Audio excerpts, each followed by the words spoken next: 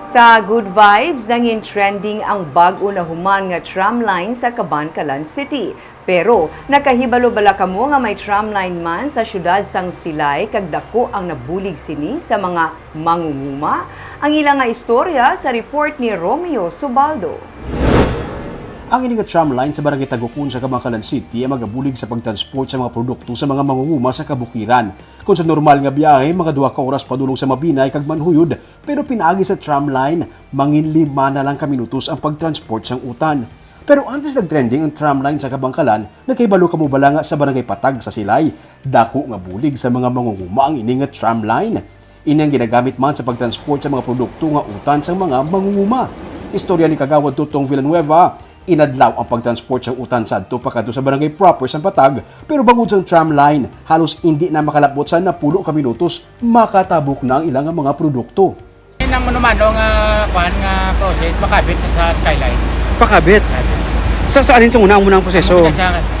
Budlay? Mabudlay pero ginaantos ka pa farmers kasi wala na magyan. So ina siyang alambre na former iyan ang lagyan sa lagin sa una. Do kasubong lang inisang dikarga, may nagadala sa manubela, may kambyada, may battery kag may driver. Proyekto ini ni Governor Alfredo Marañon Jr. sa idalom sa Office of the Provincial Agriculturist kag tigayon naging turnover ni Governor Eugenio Jose Lacson sa mga mangunguma.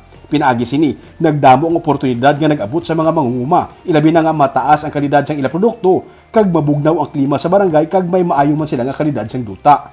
Ang pagsakay sa tramline, makalilingaw ang view sa kabukiran sang Patag.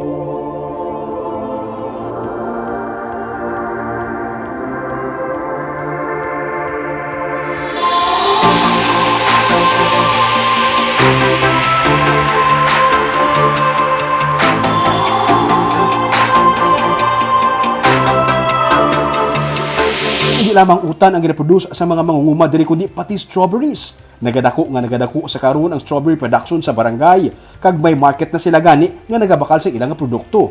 Nagapakita lamang ini nga kung may suporta gikan sa gobyerno para sa mangunguma, dako ang bulig sini sa komunidad.